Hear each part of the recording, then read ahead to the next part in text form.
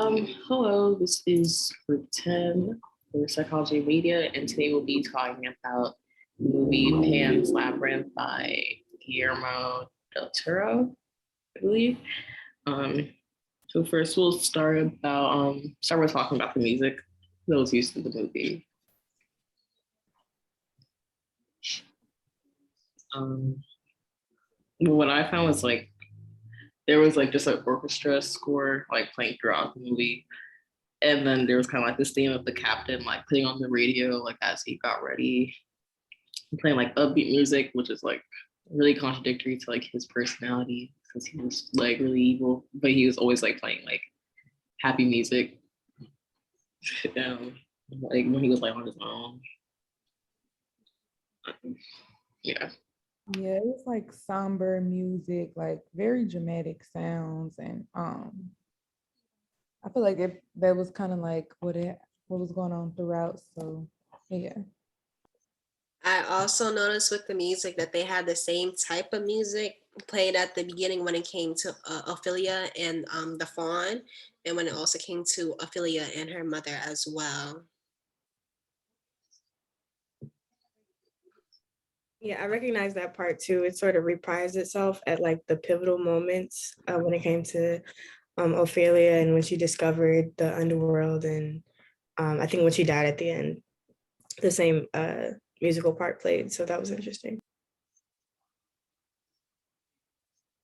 So next we can talk about the actors and casting for the film.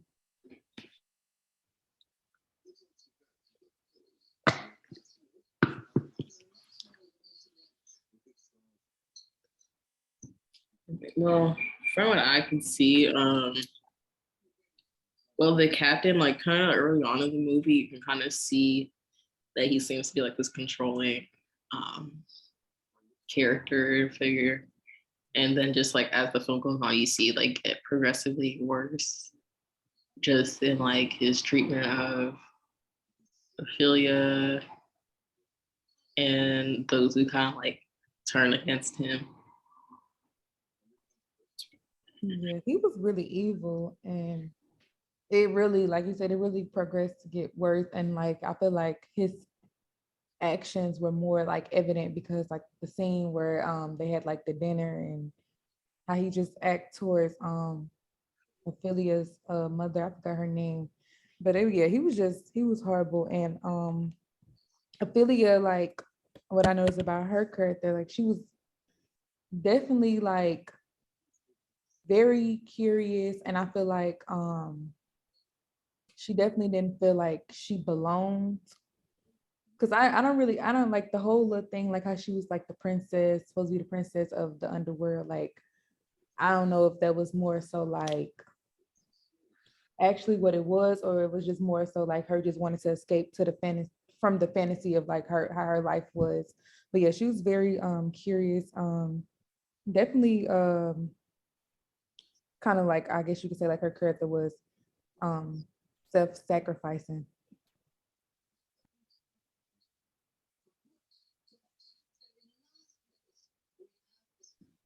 Yeah, I also took note of like her being like curious, like at the start of the film, and just her like always reading, even though like everyone else around her just saw it as like, oh, you need to stop like listening to fairy tales.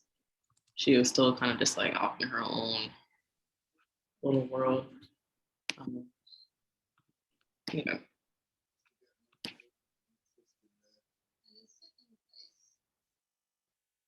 And then in terms of like Mercedes, I thought she was also really interesting because even though it seemed like in the beginning she was like obedient to the captain, you could still sense like before you even see that she's kind of like a turncoat, I guess.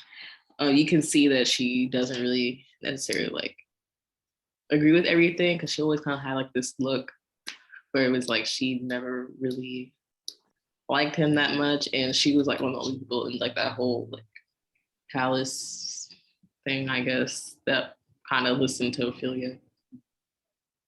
Yeah, I noticed that too. And it was a scene where they was her and the other I guess like they was like maids or whatever when they were doing, I think they were washing something.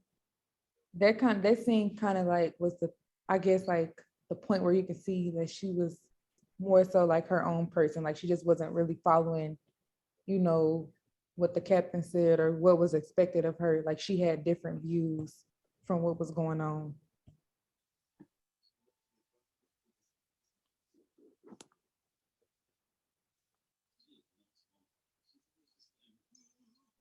And then like Ophelia's mother also, she was really like docile. Um, like she was listening to like everything the captain was saying, and I did kind of get the sense that like she didn't even necessarily like want to be with him, but it was kind of like it might have been them trying to like progress in life because from what it sounded like they used to be like pretty poor since I think like her husband was a tailor. So it might have just been like, oh, we're just kind of doing this because we have to. And then even like nearing the end, it just turned into like her listening to everything he said instead of her own daughter.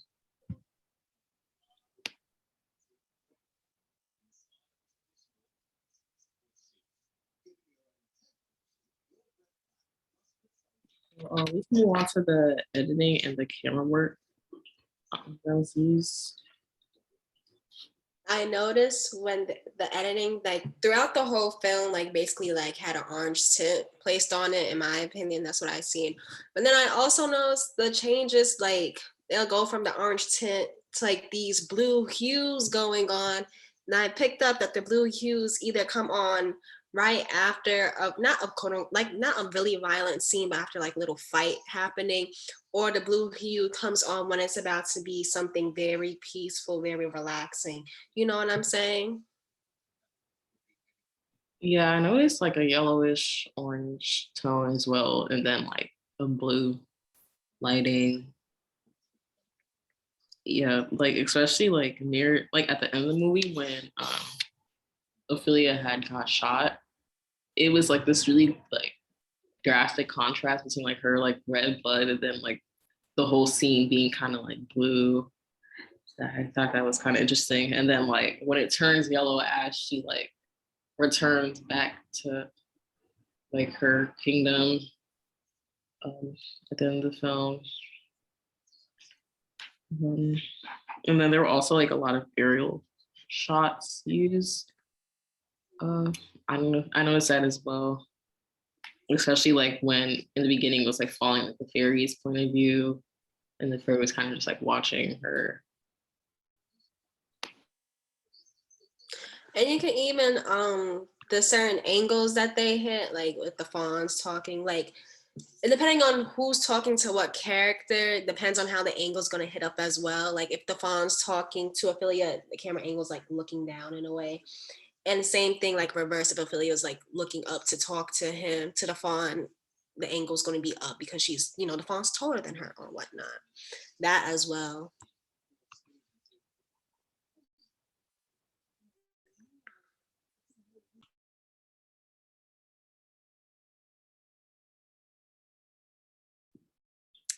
I guess another thing I noticed was like there were a lot of like kind of like smooth transitions like throughout the movie. Well, some of them were smooth, some of them were not. Um, like one that I noticed was like when the captain had captured one of the like guerrilla warriors, and like the scene where it's kind of like Mercedes like sees that he's being taken in, and then like the door kind of closes, and then it just kind of like switches to her in the kitchen like looking solemn because it's kind of like she knows like what's gonna happen. And I don't know, I feel like there were a lot of scenes where like if something like dramatic was happening, it would just kind of like shift to something else. Um, and then there's also like a lot of use of voiceover, well, mainly in I would say the beginning and the end. But that was like another thing I noticed. Oh yeah, I was going to say like the cutaway shot and stuff like that. And I guess the little the Kuslov effect as well. Um and you know, I don't. Mm-mm. I guess a little Spielberg trademarks as well was put in with the daddy and parent issues. I mean, even though the captain wasn't Ophelia's real father, I guess stepdaddy issues because she did not like that man. Um, yeah, and I guess also with the Spielberg trademark, the shot. It wasn't, even though it was a shot through the glass. You guys know that's that one scene where she was like opening up the door with the key or whatnot, but we're seeing it from the keyhole's point of view, and so we're seeing her reach out into it. That as well. It's not the shot through glass, but it's like similar to that.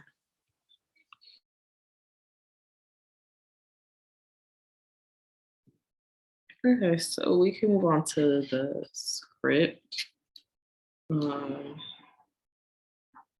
Yeah, like I said before, like in the beginning, you can see early on, like how controlling, like the captain is, like him making Ophelia's mother like be in a wheelchair, like already trying to make her like not defenseless, but kind of like I guess like she can't help herself, and he was already trying to restrict her, and then like he didn't really like her talking on her own, like when they're at the dinner table and she's just talking about how they met. He didn't even like that when it wasn't like she was saying anything that crazy.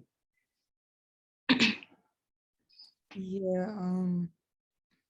What was like in the part where Ophelia had to get the, I think it was like she had to do the, I think it was the second task that she had to do, where like it was the little monster, I don't know, forgot his whatever that thing was called, but when she had to like do it and she started eating the grapes, like that part was just, I'm just like, I mean, I knew something was going to happen, but that part was just crazy because it seemed like everything from that point on, from downhill, is just started just getting worse. Like after that, then I think the thing was called Pan or something.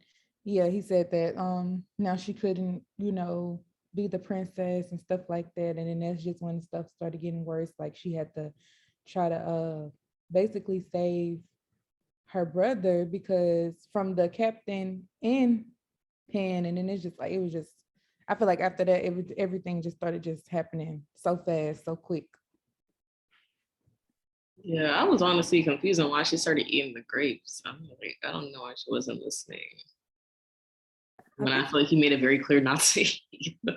Yeah, but I think because it kind of looked good to her. But I'm like, girl, like, and then she's gonna try to eat another one.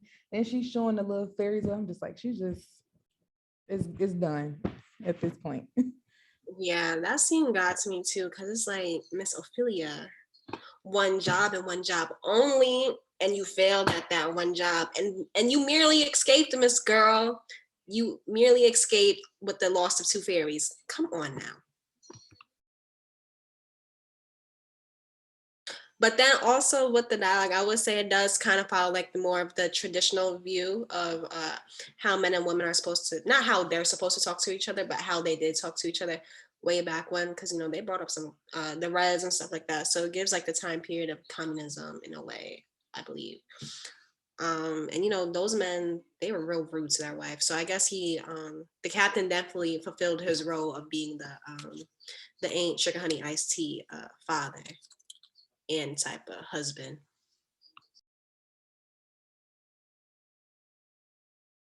And then like another thing, like I kind of said earlier, there's kind of like this foreshadowing in a way of Mercedes kind of still like having her own free will, like probably being one of the only people there that kind of like was doing their own thing. And then like when you see later on that she's like assisting the like the opposing side, and like even I guess like her boyfriend or something was in that like army. And so I thought that was kind of interesting. And then like even with the doctor going and like giving them medicine, and then like kind of like that scene where the captain like starts putting two and two together, that like, oh, it is the doctor that's been like helping them when he like compares to antibiotics.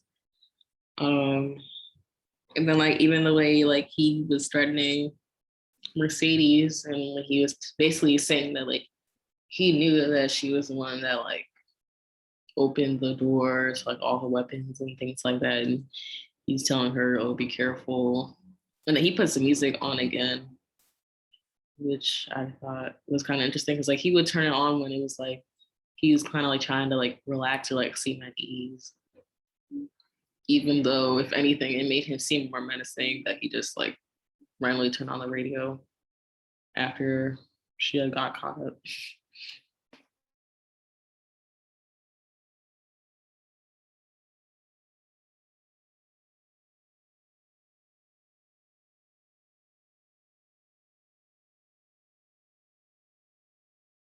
And then I guess another thing is like the sacrifice, like Ophelia like sacrificing herself to save her brother, which was kind of interesting considering like before her brother was born, she was telling him like when you're born, like I guess like don't hurt anybody.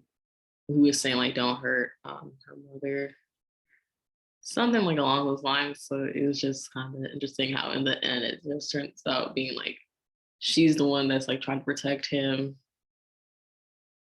even though you would think that like she would be willing to sacrifice him because he basically put her mom through like all this pain. Yeah, that's just crazy because I'm like in this scene, he was already chasing after her, the captain, and the pen.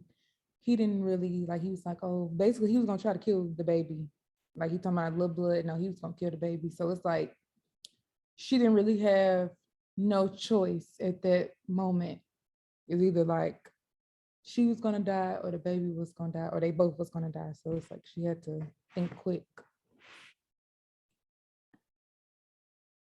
And even still, but even the whole all the conversations with the Fawn and Ophelia, it was kind of weary to me because first of all, why would I believe anything you say? Honestly, like there was like he didn't really show any proof besides having the fairies, honestly. So yeah, just that I don't know, I would just be weary, but she was all for it, Ophelia. I guess because she really didn't have no type of a loving family besides her mother and her father passed. So I don't know. That whole thing was weird because the father was just basically giving her commands and little quests to do in order to return back home. But, Yeah, I think his plans probably was to just like either like take her soul so she was like an innocent child or like something. Like I don't think it was never gonna be how he made it seem to her. Cause I'm like, you got these creepy looking monsters, you got all this other stuff, like, yeah, that ain't no positive type of thing, like being a princess or something like that. So I was like, yeah, it never was. Plus, this is the underworld. So it was never gonna be how she was gonna think it was gonna be anyway. Yeah, when I was watching it at first, I was like, I feel like at the end it's gonna be like, oh, like the fawn is like secretly evil or something like that. I thought it was gonna like switch up at the end for some reason because he seemed so like pressed for her to like, I don't know, do all the tasks. He was like, oh, we're all gonna disappear if you don't do what we say. I'm like, you're kind of doing a lot. But okay, I don't know. That's what I was thinking though. I was like, I don't know. I didn't trust him all that much. Um, but we can move on to like the settings and the costumes that we use. setting wise, definitely in Spain. I'm pretty sure it was Franco, Spain that I got from it. And then the time period, the captain said General Dwight D. Hauser. That's a long time ago. Um, so there's that. And then costume wise, it definitely was giving countryside. Definitely followed the theme, the period theme that they were going along with as well. Between the army, the outfits that soldiers were wearing, and then the regular everyday clothing styles. And even with the clothing, can see the class status as well between the maids, Mom, Ophelia, and the people at the dinner table. Yeah. I guess one thing I noticed is like Ophelia was always wearing like some sort of green outfit like throughout the movie, like when mother gives her like a green dress, and then I feel like her pajamas or whatever she was wearing in bed was green. Like she always had something green on, so I guess I can like connect her back with nature in a sense. And I was kind of confused about the time period because I don't know. I feel like I saw cars in that movie, unless those were the carriages. But I was like getting like 50s from some of the stuff that they had on, and like just with him having like the record player. But at the same time, it was kind of confusing. It could have been like early 1900s. So like, I don't know. Couldn't really tell. And then even like their palace like more like a cottage than like an actual like a nice kingdom. And then I couldn't really, the technology that they were using was kind of confusing. Like, I don't know. It was kind of hard to tell.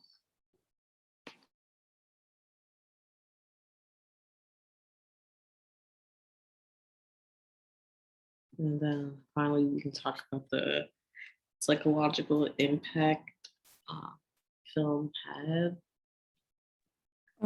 So I had to like really like look it up to get more of an understanding because at first I was like confused, but so when I did, they were saying like how Ophelia, she had to sacrifice herself, and it was more so like good versus evil versus innocent. And like she was more so like innocent because, all she wanted to do was, you know, kind of like escape her life and, become the princess and of the underworld, what Pan was promising her, and, just, do what she had to do. But it was really like no place for her because she had to deal with like a crazy, like dangerous task he wanted her to do. And then like the captain and him not really liking her and everything. So it was just like, it was no middle ground for her. And at the end of the day, like everybody kind of had to choose a side. Like, are you going to be on the good side or are you going to be on the evil side? And like, she had to learn the difference between right and wrong, even if that meant like sacrificing herself. So like after thinking about that, I'm just like, okay, that kind of makes sense because ultimately at the end, she got killed because she self-sacrificed herself. So it's kind of like everything that she done thus far before, getting shot and dying, it was kind of like at the end to I'm here to help. Oop. Get to know Siri at apple.com. Sorry, to save her brother. So yeah, like they kind of like put it into perspective for me after Googling it.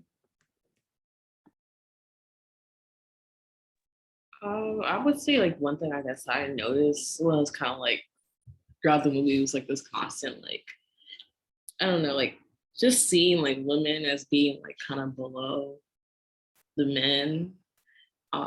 Like just with like how the captain was treating Ophelia, how he was treating his wife, and then like even at the end when when he finally captures, no, not Carmen, Mercedes, and she was like, the only reason I was able to get away with it was because like I was always invisible to you, and like you never really took notice of what I was doing anyway. And so I feel like in that instance, it was kind of like women in the movie were kind of like, I don't know, still kind of coming out on top, I guess, like even though they were like constantly being like underestimated, like I guess their power was like being underestimated the whole time. Like even with Ophelia being like the princess and still being seen like as less than by the captain. And it was just kind of like ironic how like Mercedes ends up like nearly killing him. Well, she does, I guess, kill him technically in the end. But yeah, I would say that was one thing. I'm gonna read Vanessa's. One of her points was that like when people don't like the reality, they create their own or go with fantasies that intrigue them or whatnot. And I get that is true. You can see it because Ophelia, she's a bookworm, and her mom even told her, fairy tales aren't real, da da da da da. And Ophelia did not, Ophelia did not like her stepdad, did not want to move there or whatnot. So I guess in turn, by her, her mom's not saying that fairy tales are real, and then in turn finding out, she really is the princess of the underworld, dies in the human world, comes back spirit wise in the underworld, shows she was not happy with the human world, came back to the underworld, or do you get what I'm trying to say? Yeah, that makes sense. Yeah, I don't know why I didn't consider like maybe it was like maybe Ophelia's imagination the whole time. Like the whole thing, like a dream. Not like Maybe. a dream, but like just like the fantasy part. Like if maybe that was like something she was kind of like imagining. I don't know. I didn't really consider that. Yeah, it could have been because she was just so ready to escape her life that maybe, she was imagining it. But like, yeah, even if it wasn't that, it definitely was wasn't real in the sense that she thought it was. It's like they show like when she was talking to him. I mean, of course they couldn't see it, but then it's like, but then I thought about it like if it wasn't real, because like when they threw the little thing in the fire, and then the mom started having like pain, so that was kind of like symbolized like the baby. So I'm just like, okay, maybe it was not as in real as in she's gonna be, this princess and this and stuff, but like the symbolism of like what was going on and what everything, the meaning of everything, maybe that was real in a sense. So I was just like, I don't know.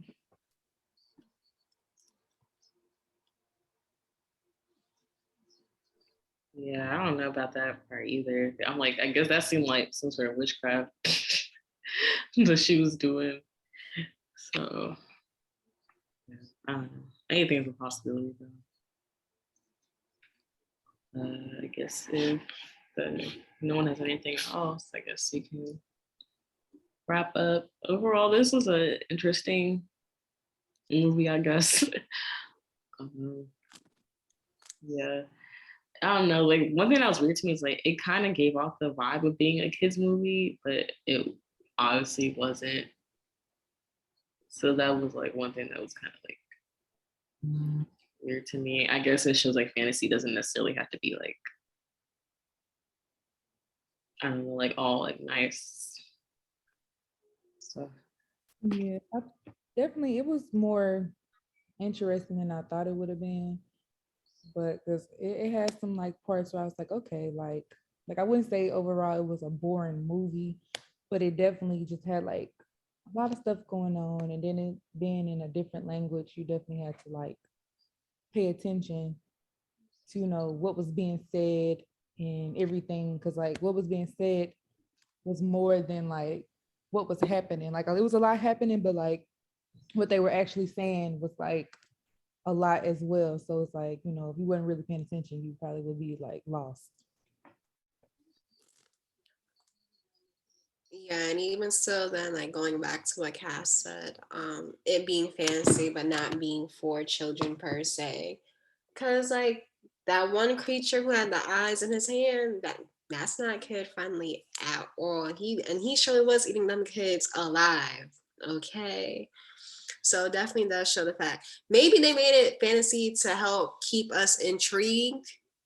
You know what I'm saying? Because a lot of Americans, they don't like to read subtitles when watching movies, but how like I guess fantasy is intriguing because you're able to have all these different things be incorporated to help make a movie: the fairies, the fawn, the toad, and stuff like that. Those parts, that part would be kid friendly because it holds the realm of what a regular fantasy is, that what we know of it to be. But then with the blood and stuff and all that, the killings, that's what makes it the adult part of it per se.